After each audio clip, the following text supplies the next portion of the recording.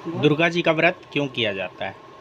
देखिए, दुर्गा जी के व्रत इसलिए किया जाता है, जो बच्चे जो करते हैं व्रत तो वो अपनी माँ के लिए करती है। माँ जो करती है वो पूरे फैमिली के लिए, परिवार के लिए करते हैं, ठीक है, जो पूरा खुश रहे।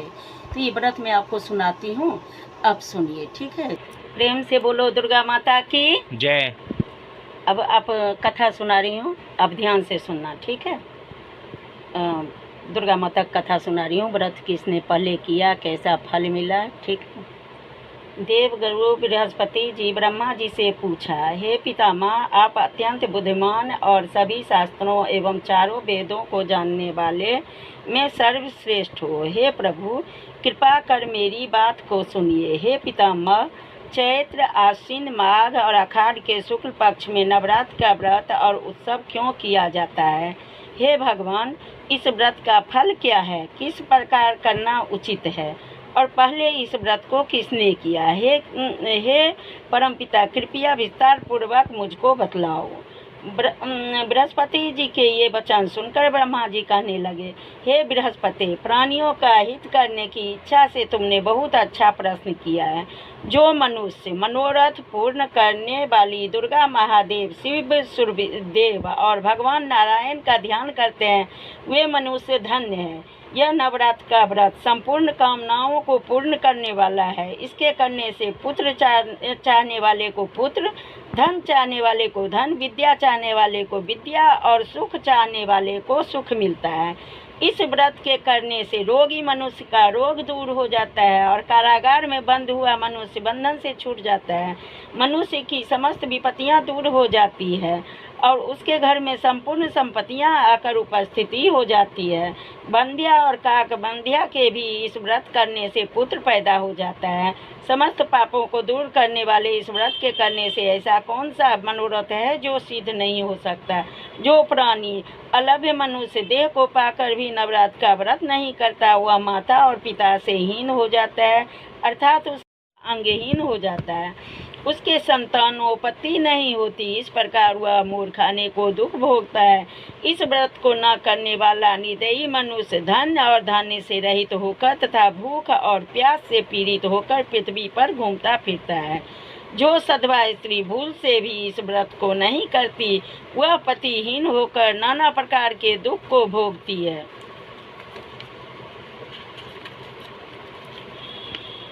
व्रत का विधान बतलाते हुए ब्रह्मा जी ने आगे कहा, हे देवगुरु, यदि व्रत करने वाला मनुष्य सारे दिन का उपवास न कर सके तो एक समय भोजन करे और प्रतिदिन बांधवों सहित नवरात्र व्रत की कथा का श्रवण करे। हे बृहस्पति, जिसने पहले इस महाव्रत को किया उसका पवित्र इतिहास मैं तुम्हें सुनाता हूँ, तुम सावधान होकर सुनो। ब्रह्मा जी की यह वचन सुनकर बृहस्पति जी बोले, हे ब्राह्मण, मनुष्यों का कल्याण करने वाले इस व्रत के इतिहास को मेरे लिए कहो, मैं सावधान होकर सुन रहा हूँ। आपकी शरण आए हुए मुझ पर कृपा करो। ब्रह्मा जी बोले, पीठत नामक सुंदर और मनोहर नगर में अनाथ नाम का एक ब्राह्मण रहता था। वह भगवती दुर्गा का परम भक्त था। उसके घर में संपूर्ण सद्गुणों से युक्त ब्रह्मा की सबसे पहली रचना हो ऐसी सुंदर और सुशील सुमति नाम की एक अत्यंत तेजस्वी पुत्री पैदा हुई। यह कन्या सुमति अपने पिता के घर में अपनी सहेलियों के साथ क्रीड़ा करती हुई उसी प्रकार बढ़ने लगी जैसे शुक्ल पक्ष का चंद्रमा बढ़ता है। उसका पिता प्रतिदिन जब भगवती दुर्गा की पूजा और हवन करता था, उस समय वह बालिका भी नियम से वहां उपस्थिति रहती थी। एक दिन बालिका सुमति अपनी नहीं किया, इस कारण मैं किसी कुष्ठी और दरिद्री मनुष्य के साथ तेरा विवाह करूंगा। कुपित पिता के ये वचन सुनकर सुमति को बड़ा दुख हुआ। वह पिता से कहने लगी, हे पिताजी, मैं आपकी कन्या हूँ, मैं सब तरह से आपके अधीन हूँ, जैसी आपकी इच्छा हो मेरा विवाह कर सकती हो, पर होगा वही जो मेरे भाग्य में लिखा है। मेरा तो इस पर पूर्ण विश्वास है। मनुष्य न जाने कितने मनोरथ का चिंतन करता है, परंतु होता वही है जो भाग्य में विधाता ने लिखा होता है। जो जैसा कार्य करता है उसको फल भी उसी कर्म के अनुसार मिलता है, क्योंकि कर्म करना मनुष्य के अधीन है, परंतु फल तो भगवान के अधीन है। जिस प्रकार अग्नि में पड़े त्रिनादी उसको अधिक प्रदीप्त कर देते हैं, उसी प्रकार अपनी कन्या के निर्भयता से कहे हुए वचन सुनकर उस ब्राह्मण को और अधिक क्रोध आया। तब उसने अपनी कन्या का विवाह एक कुष्ठी के साथ कर दिया और अत्यंत क्रोध होकर पुत्री से कहने लगा, जाओ जल्दी जाओ और अपने कर्म का फल भोगो, देखे भला भाग्य के भरोसे रहकर तुम क्या करती हो। इस प्रकार से कहे हुए पिता के कटु वचनों को सुनकर सुमति मन में विचार करने लगी, ओह मेरा बड़ा दुर्भाग्य है जिसने मुझे ऐसा पति मिला। इस तरह अपने दुख पर विचार करती हुई सुमति अपने पति के साथ वन में चली गई और भयावने खुशायुक्त उस स्थान पर उन्होंने वह रात बड़े कष्ट से व्यतीत की। अपनी भक्त बालिका सुमित और उसके पति की ऐसी करुण दशा देखकर उसके पूर्ण जन्म के पुण्य के प्रभाव से भगवती दुर्गा वहाँ प्रकट हो गई। भगवती ने सुमित से कहा, हे दीन ब्राह्मणी, मैं तुम पर प्रसन्न हूँ, तुम जो चाहो सो वरदान मांग। सुनकर ब्राह्मणी कहने लगी, आप कौन हो जो मुझ पर प्रसन्न हुई हो? यह सब मुझसे कहो और अपनी कृपा दृष्टि से मुझ दीन दासी को कृतार्थ करो।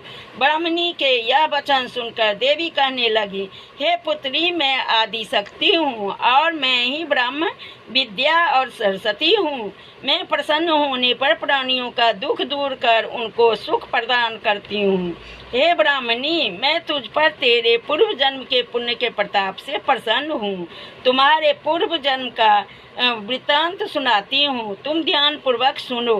भगवती ने आगे कहा, हे पुत्री, तू पूर्व जन्म में निषाद भील की स्त्री थी और अति पतिव्रता थी। एक दिन तेरे पति निषाद ने चोरी की। चोरी करने के कारण तुम दोनों को सिपाहियों ने पकड़ लिया और ले जाकर जेल में कैद कर दिया। उन लोगों ने तुझे और तेरे पति को भोजन भी नहीं दिया। इस प्रकार नवरात्र के 9 दिनों में तुमने न तो कुछ खाया और न ही जल पिया। इस प्रकार तुम्हारा 9 दिन तक नवरात्र का व्रत हो गया। हे ब्राह्मणी, उन दिनों में तुमसे जो व्रत हुआ उसके प्रभाव से प्रसन्न होकर मैं तुम्हें मनवांछित फल दे रही हूँ। तुम्हारी इच्छा हो मांग लो। देवी के यह वचन सुनकर ब्राह्मणी बोली, हे दुर्गे, मैं आपको प्रणाम करती हूँ। अगर आप मुझ पर प्रसन्न हैं तो कृपा कर मेरे पति के क्रोध को दूर कर दीजिए। देवी ने कहा, हे ब्राह्मणी, पिछले जन्म में तुमने जो नवरात्र व्रत किया था उस व्रत के 1 दिन का पुण्य अपने पति के क्रोध को दूर करने के लिए अर्पण करो। मेरे प्रभाव से तेरा पति क्रोध से रहित और सोने के समान शरीर वाला हो जाएगा। इस प्रकार देवी के वचन सुनकर वह ब्राह्मणी बहुत प्रसन्न हुई और पति को निरोग करने की इच्छा से ठीक युक्त हो गया। उसकी कांति के सामने चंद्रमा की कांति भी क्षीण प्रतीत हो रही थी। ब्राह्मणी आगे कहा, देवी के पराक्रम, प्रताप और कृपा से अपने पति की देह को क्रोध से रहित और कांति युक्त देखकर वह ब्राह्मणी कर्मबद्ध होकर देवी की भांत भांत से स्तुतियाँ करने लगी। ब्राह्मणी सुमिति ने कहा, हे दुर्गे, आप दुर्गति को दूर करने वाली, तीनों लोकों का संतान हरने वाली, समस्त दुखों को दूर करने वाली, रोगी मनुष्य का को निरोग करने वाली, प्रसन्न होने पर मनमंचित वस्तु देने वाली और दुष्ट मनुष्यों को नाश करने वाली हो। तुम ही सारे जगत की माता और पिता हो। हे अम्बे, मुझ अपराध रहित अबला को मेरे पिता ने कुष्ठी मनुष्य के साथ विवाह कर मुझे घर से निकाल दिया था। उनकी निकाली हुई मैं पृथ्वी पर भटकती हुई घूमने लगी। आपने ही मेरा इस आपत्ति रूपी समुद्र से उद्धार किया है। हे देवी, मैं आपको प्रणाम करती हूँ, मुझ दीन की रक्षा करो। इसी प्रकार सुमति ने सच्चे मन से देवी की बहुत प्रकार से स्तुतियाँ की। ब्रह्मा जी ने कहा, हे बृहस्पति, सुमित द्वारा की गई स्तुतियों को सुनकर देवी को बहुत संतोष हुआ। भगवती दुर्गा ने सुमति से कहा, हे ब्राह्मणी, तेरे उद्दालक नाम का अति बुद्धिमान, कीर्तिवान और जितेंद्रिय पुत्र शीघ्र ही होगा।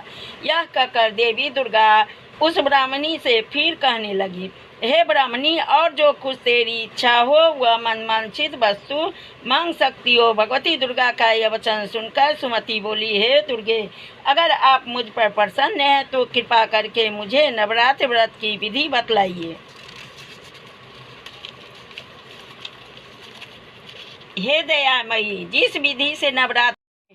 ब्रह्मा जी सुमति के यह वचन सुनकर माँ दुर्गा कहने लगी, हे ब्राह्मणी, मैं संपूर्ण पापों को दूर करने वाले मेरे इस पवित्र नवरात्र व्रत का पूर्ण विधान तुमको बतलाती हूँ।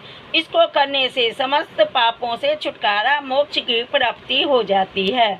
आश्विन मास में शुक्ल पक्ष की प्रतिपदा से लेकर 9 दिन तक विधि पूर्वक मेरा व्रत और पूजन करें। यदि निराहार व्रत न कर सके तो एक समय भोजन करें।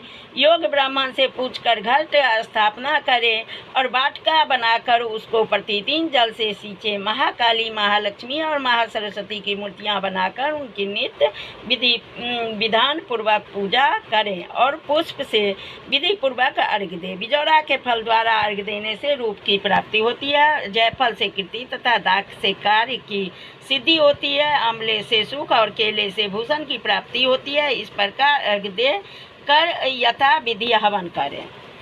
हवन का विशिष्ट विधान बतलाते हुए देवी ने कहा, खंड, घी, गेहूँ, शहद, जौ, तिल, बिल्व, फल, नारियल, दाख और कदम, इनसे हवन करें। गेहूँ से होम करने पर लक्ष्मी की प्राप्ति होती है। खीर तथा चंपा के पुष्पों से धन और पत्तों से तेज एवं सुख की प्राप्ति होती है। आंवले से कीर्ति और केले से हवन करने पर पुत्र होवे। कमल से राज, समान और दाखों से सुख और संपत्ति की प्राप्ति होती है। खंड, घी, नारियल, शहद, जौ और तिल, इनसे तथा फलों से होम करने से मनवांछित वस्तु की प्राप्ति होती है। व्रत करने वाला मनुष्य इस विधान से होम कर आचार्य को अत्यंत नम्रता के साथ प्रणाम करे और यज्ञ की सिद्धि के लिए उसे दक्षिणा दे। इस महाव्रत को ऊपर वर्णित विधि से जो कोई करता है उसके सब मनोरथ पूर्ण हो जाए, इसमें तनिक भी संशय नहीं है। हे ब्राह्मणी, इस संपूर्ण कामनाओं को पूर्ण करने वाले उत्तम व्रत को तीर्थ, मंदिर अथवा घर में ही विधि से अनुसार करें। ब्रह्मा जी बोले, हे बृहस्पति, इस प्रकार ब्राह्मणी को व्रत की विधि और फल बताकर देवी अंतर्ध्यान हो गई। जो पुरुष या स्त्री इस व्रत को भक्ति पूर्वक करता है वह इस लोक में सभी प्रकार के सुख पाकर अंत में दुर्लभ मोक्ष को प्राप्ति करता है। हे बृहस्पति, यह दुर्लभ व्रत का महात्म्य मैंने तुम्हें लिए बतलाया है। ब्रह्मा जी की यह वचन सुनकर बृहस्पति जी आनंद के कारण रोमांचित हो गए और ब्रह्मा जी से कहने लगे, हे ब्राह्मण, आपने मुझ पर अति कृपा की जो अमृत के समान इस नवरात्र व्रत का महात्म्य सुनाया। हे प्रभु, आपके बिना और कौन इस महात्म्य को सुना सकता है। बृहस्पति जी के यह वचन सुनकर ब्रह्मा जी बोले, हे बृहस्पति, तुमने सब प्राणियों का हित करने वाले इस अलौकिक व्रत को पूछा, इसलिए तुम धन्य हो। यह भगवती शक्ति संपूर्ण लोकों की पालन करने वाली है। इस महादेवी के प्रभाव से कौन जान सकता है। जय दुर्गा माता की जय।